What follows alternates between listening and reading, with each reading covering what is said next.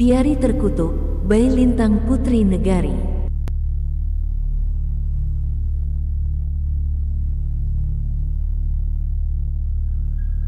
Suasana siang ini cerah sekali. Terlihat semua murid sedang memanfaatkan waktu istirahat dengan sebaik-baiknya. Mungkin agar pada saat pelajaran selanjutnya dimulai mereka tidak akan merasa tegang. Banyak murid yang berlalu lalang di depan kelasku dengan bebasnya. Namun tidak denganku. Hanya karena saat pelajaran pertama aku mendapat masalah, aku jadi harus berdiri di depan kelas sampai jam pulang sekolah nanti. Dan setelah hukuman ini selesai, masih ada satu hukuman lagi yang menungguku. Dan hukuman itu adalah membersihkan halaman sekolah. Benar-benar menyebalkan. Padahal masalah yang tadi kan bukan salahku. Lucy, maaf ya. Sesal Rani sambil menatapku. Kita kan friend. Masa mau ngambek terus? Ia menarik-narik tanganku. Temen sih temen. Tapi kalau kena hukuman jangan ngajak-ngajak dong. Jawabku ketus. Iya. Maaf deh. Rani terus menatapku dengan wajah seperti akan menangis hingga membuatku merasa iba. Sahabatku yang satu ini memang tahu bagaimana caranya membuatku berhenti marah padanya. Saat sekolah sudah terlihat sepi, aku dan Rani masih menyapu di halaman sekolah. Padahal jam di tanganku sudah menunjukkan pukul 1:30. Tapi sampah di halaman belum habis juga. Benar-benar menyusahkan. Hore, akhirnya kerjaan kita selesai juga. Kataku dengan sangat senang setelah melihat halaman yang sejak tadi kami bersihkan telah bersih. Oh, iya Lucy. Aku harus pulang dulu nih. Soalnya setengah jam lagi aku ada les bahasa Inggris. Kamu gak apa-apa kan kalau harus buang sampah sendiri? Tanya Rani. Gimana ya? Aku berpikir sejenak. Ya udah deh. Gak apa-apa. Kataku sambil tersenyum tipis. Oke. Kalau gitu aku duluan ya. Rani beranjak pergi setelah mengambil tasnya di kelas. Sebenarnya sih membawa tempat sampah ini sendirian pasti akan terasa berat. Tapi karena Rani sering membantuku, jadi aku akan menganggap ini sebagai balas budi. Aku menjinjing tempat sampah itu menuju kontainer. Karena kontainernya sedikit tinggi, aku jadi harus mengangkat tempat sampah itu agar bisa mengeluarkan isinya. Benar-benar berat. Lenganku jadi terasa sakit. Setelah tempat sampah itu kosong, aku segera melangkahkan kakiku untuk menuju kelas. Namun setelah beberapa kali, aku menghentikan langkahku. Kini pandanganku tertuju pada sebuah buku berwarna biru yang ada di dekat kontainer. Aku meletakkan tempat sampah yang kubawa lalu memungut buku itu. Ini diari. Tanyaku sambil membuka satu persatu lembaran buku itu. Sepertinya buku ini sudah dibuang. Kulihat tulisan berwarna merah yang tertulis dalam buku itu. Susah payah aku membaca tulisan itu tapi tetap tak bisa. Tinta yang digunakan sangat tipis juga telah luntur seperti terkena air. Ya ampun, udah jam segini. Seruku setelah melirik jam tanganku yang telah menunjukkan pukul 2:05. Aku meletakkan buku itu ke tempatnya semula lalu menjinjing tempat sampah dan berlari menuju kelas. Setelah mengunci kelas, aku bergegas pergi meninggalkan sekolah. Tapi saat sampai di gerbang, langkahku terhenti. Aku teringat dengan buku diari yang kutemukan tadi. Tiba-tiba perasaan aneh menghampiriku. Rasanya ingin sekali aku mengambil dan membawanya pulang. Tapi yang aku tahu itu hanyalah diari yang telah lusuh dan terbuang. Tanpa berpikir panjang aku segera berlari menuju kontainer. Meski rasa lelah sudah kurasakan sejak tadi, aku tetap memaksakan diri untuk berlari lebih cepat. Namun saat sampai, aku sudah tak menemukan diari itu lagi. Aneh. Padahal tadi aku sudah meletakkannya di sini. Apa mungkin ada orang lain yang telah memungutnya? Aku bertanya-tanya. Aku berusaha mencari diari itu di sekitar tempatku meletakkannya tadi. Akhirnya aku menemukannya. Kulihat diari itu berada di dalam tempat sampah yang ditinggalkan kelas lain. Mungkin ada orang lain yang menemukannya setelah aku pergi lalu membuangnya karena menganggapnya sampah. Jika itu benar, beruntung orang itu tidak mengambilnya. Sore ini aku duduk termenung di dekat jendela. Ada banyak hal yang kupikirkan hingga membuat kepalaku terasa pusing. Salah satu hal yang aku pikirkan adalah tugas bahasa Indonesia yang akan dikumpulkan besok. Tapi masalah utamanya bukan itu. Yang membuat kepalaku pusing adalah bagaimana caranya aku mengerjakan kalau bukunya saja tidak ada. Salahku juga sih karena tak sengaja menghilangkannya. Oh, ya, diarinya. Seruku setelah teringat dengan buku diari itu. Aku mengambil tasku untuk mencarinya juga sebuah pulpen yang akan kugunakan untuk menuliskan pengalaman yang aku alami hari ini. Dear Diary, 3 hari yang lalu aku nggak sengaja menghilangkan buku bahasa Indonesiaku. Gimana ya? Padahal besok ada tugas yang harus kubawa. Mana gurunya galak lagi. Masa aku mau dihukum lagi kayak tadi?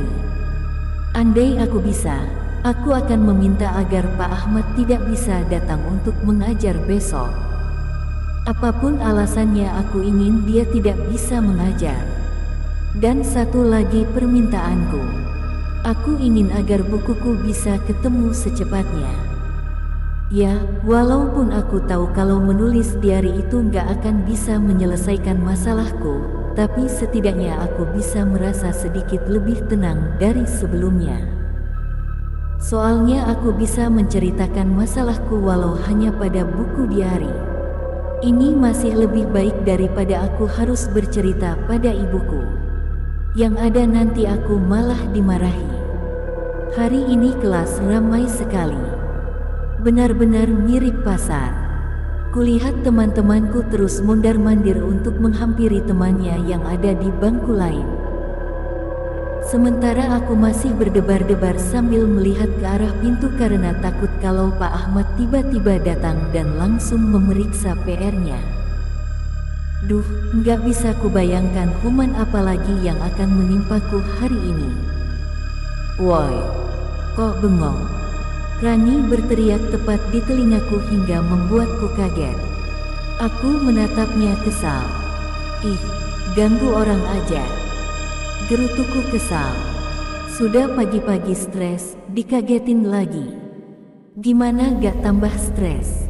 Iya deh, aku minta maaf. Katanya setelah duduk di sebelahku. Oh, ya, Pak Ahmad mana? Kok dari tadi gak kelihatan?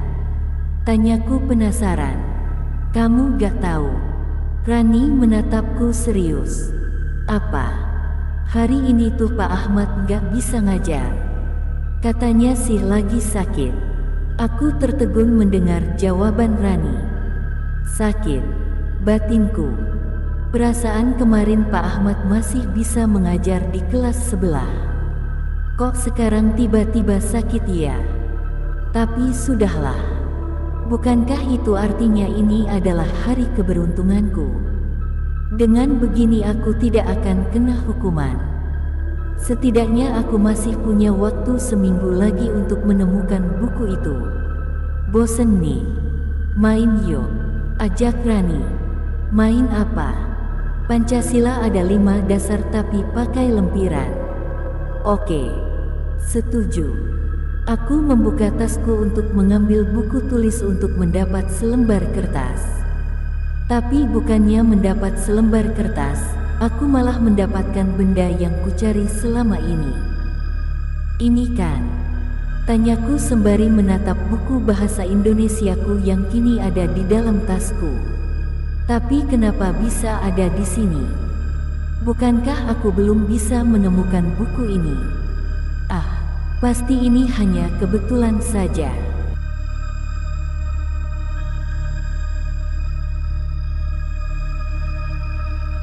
Setiap hari aku terus menulis semua masalah yang aku alami dalam buku ini. Entah itu menyenangkan atau menyedihkan, aku tetap tak memperdulikannya. Tapi setelah mengisi lembaran-lembaran diari ini, aku menyadari satu hal, yaitu setelah aku menulis permintaan dalam buku diari ini, maka beberapa saat kemudian permintaanku pasti terkabul. Sejak menyadari hal itu, aku terus menulis semua permintaanku dalam buku diari itu.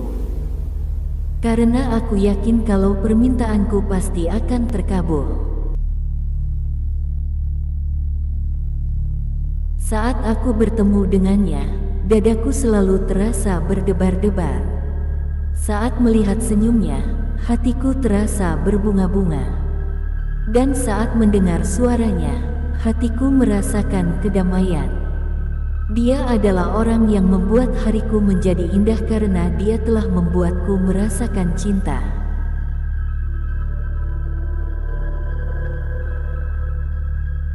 Di tempat ini aku selalu bisa melepas semua rasa lelahku. Saat melihat langit dari jendela kamar, rasanya semua rasa lelah itu hilang begitu saja. Apalagi setelah aku memiliki buku diari itu. Senang sekali rasanya kalau semua permintaanku bisa terkabul setiap hari. Hanya saja lembaran buku diari ini tidak akan bisa mengabulkan semua permintaanku yang memiliki banyak harapan ini. Tapi aku tak peduli. Meski lembaran buku ini hanya tinggal 3 lembar, tapi aku akan tetap menuliskan permintaanku yang satu ini. Dear Diary, sejak dulu aku menyukainya. Saat dia ada di dekatku, rasanya ingin sekali aku mengatakan kalau aku menyukainya. Tapi kenapa ia selalu tak bisa? Setiap kali aku ingin mengatakannya, rasanya lidah dan bibirku jadi kaku hingga tak bisa mengeluarkan sepatah kata pun. Dear Diary, aku harap dia juga punya perasaan yang sama denganku. Jika itu benar, aku ingin sekali dia mengungkapkan perasaannya padaku. Dan saat dia mengatakannya, aku harap aku juga bisa mengatakan kalau aku juga menyukainya. Semoga harapanku yang satu ini bisa terkabul seperti harapanku sebelumnya. Tapi kenapa aku merasa tidak yakin?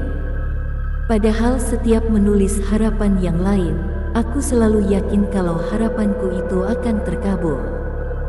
Kenapa sekarang tidak? Apa karena aku terlalu gugup? Keesokan harinya harapanku terkabul lagi. Saat pulang sekolah, tiba-tiba Alex menghentikanku sebelum aku keluar dari kelas. Awalnya dia menatapku penuh keraguan. Lalu tiba-tiba ia mengatakan kalau dia menyukaiku. Aku sungguh merasa senang. Tanpa ragu aku menjawab kalau aku juga menyukainya. Tapi tak seperti biasanya. Hari ini aku bisa mengatakan hal itu dengan sangat mudah. Kini aku merasa ini adalah hari terindah dalam hidupku. Ini semua berkat buku diari itu. Aku jadi merasa menjadi orang paling beruntung karena pernah memiliki buku diari itu. Dengan langkah yang terasa ringan aku melangkahkan kaki menuju rumah. Itu semua terjadi setelah Alex menyatakan perasaannya padaku.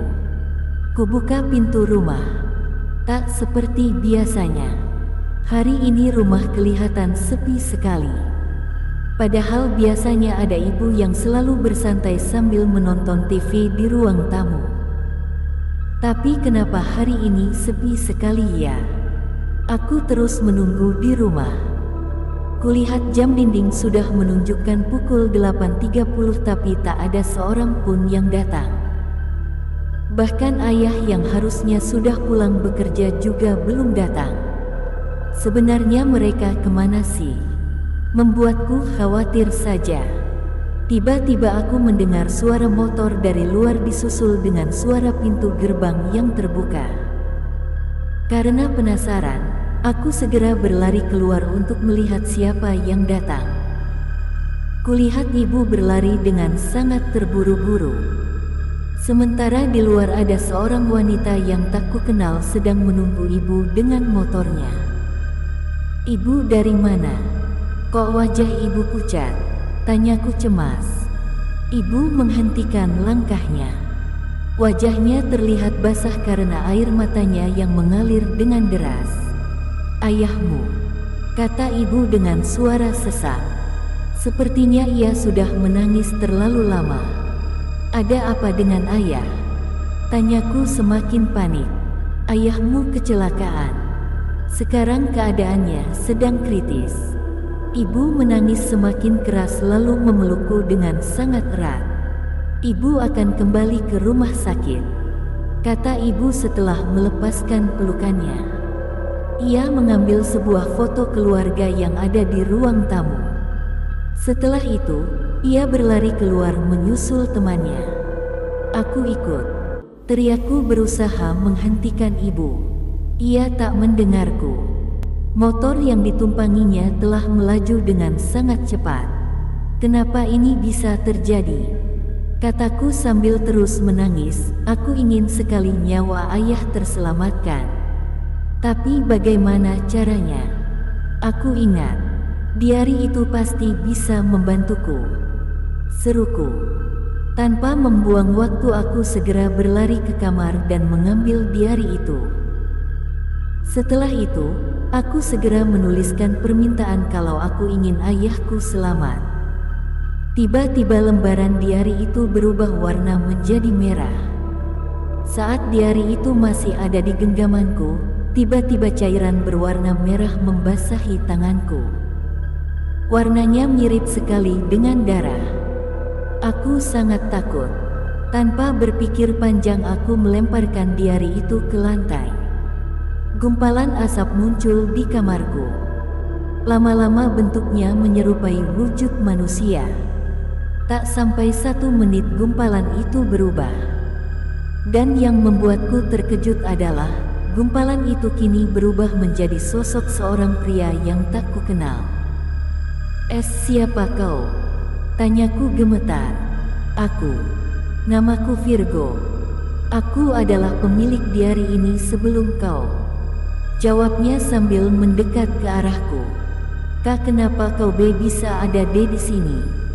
Aku akan menjelaskan tentang buku diari ini padamu," katanya yang membuatku tak mengerti.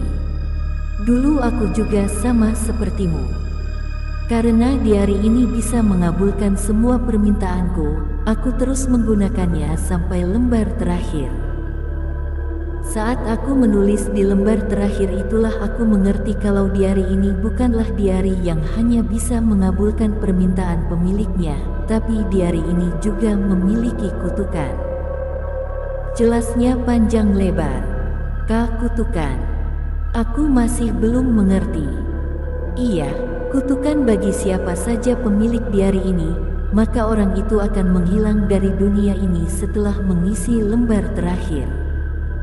Tapi orang itu tidak mati, melainkan terkurung dalam diari ini. Di dalam diari itu ada banyak sekali siksaan. Di sana kau akan merasa sangat kesakitan karena kau masih menjadi seorang manusia. Lalu jika kau ingin keluar dari dalam diari itu, maka kau harus mencari orang untuk menggantikanmu. Dengan kata lain, orang itu akan dijadikan korban selanjutnya. Hanya saja saat kau telah berhasil keluar, wujudmu bukanlah sebagai manusia, melainkan sebagai roh. Itu artinya kau sudah mati. Dan sekarang giliranmu, Lucy. Sama seperti lembar yang tersisa dalam diari itu. Sisa hidupmu hanya tinggal 2 tahun lagi. Karena setiap kau mengisi satu lembaran diari ini, maka itu artinya kau mengurangi 1 tahun sisa hidupmu sendiri.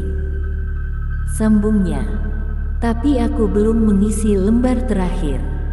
Itu dia masalahnya, kata Virgo sambil mengambil buku diari itu. Di dalam diari ini kau baru saja membuat kesalahan. Kesalahan. Ya, kesalahan itu sangat fatal. Karena kesalahan itu sama saja artinya dengan mengisi lembar terakhir diari ini. Memang apa salahku? Kau telah membuat permintaan yang tak bisa dikabulkan oleh diari ini, yaitu meminta buku diari ini untuk menyelamatkan nyawa seseorang. Itu artinya kau juga telah bersedia menukarkan nyawamu dengan nyawa orang yang ingin kau selamatkan. Tapi kau masih bisa membatalkan permintaan itu dengan membakar lembaran ini. Tapi sisa hidupmu akan berkurang 1/2 tahun. Kalau begitu berikan saja nyawaku pada ayahku, kataku sambil menangis. Apa? Virgo kelihatan kaget setelah mendengar pernyataanku. Tapi dalam diari ini masih ada 1 lembar lagi. Kau masih bisa membuat permintaan yang lebih baik daripada kau harus memberi nyawamu untuk orang lain. Virgo berusaha mengubah pikiranku. Lalu apa untungnya bagiku? Bukankah sama saja? Jika aku terus menulis di buku diari ini, maka itu artinya aku mengurangi sisa hidupku. Lalu apa bedanya kalau aku memberi nyawaku pada ayahku yang selama ini selalu menjagaku? Kataku dengan sangat yakin. Apa kau yakin? Virgo berusaha memastikan. Ya, aku yakin dan benar-benar yakin. Jawabku mantap. Baiklah. Kalau begitu sekarang peganglah tanganku. Virgo mengulurkan tangannya. Aku menggenggam tangannya yang dingin. Sekarang aku akan memasukkanmu dalam diari ini. Aku jamin ayahmu akan selamat. Sambungnya. Cahaya putih menyinari sekelilingku. Tiba-tiba tubuhku terasa lebih ringan dari sebelumnya. Kulihat tubuhku berubah menjadi titik-titik cahaya yang bergerak masuk ke dalam diari itu. Semakin aku masuk ke dalamnya, lembaran buku diari itu berubah menjadi putih sama saat pertama kali aku menemukannya. Sementara semua hal yang kutulis selama ini hilang begitu saja. Hal itu terus terjadi sampai jiwaku benar-benar menghilang dari dunia ini. 4 hari kemudian, diari ini kembali lagi ke tempatnya semula. Tempat di mana Lucy menemukannya, yaitu di dekat kontainer sekolah. Meski Lucy sudah terkurung dalam diari itu, tapi kutukannya tidak akan berhenti. Kini diari itu ditemukan lagi oleh orang lain. Lucy yang terkurung dalam diari itu benar-benar terkejut setelah melihat pemilik diari yang berikutnya. Karena orang itu adalah Rani, sahabatnya sendiri. Kini Lucy hanya bisa berharap agar Rani tidak mengalami hal yang sama dengannya. Karena dia tak ingin akan orang lain yang menjadi korban selanjutnya. Apalagi jika itu adalah orang yang sangat ia sayangi. Tamat.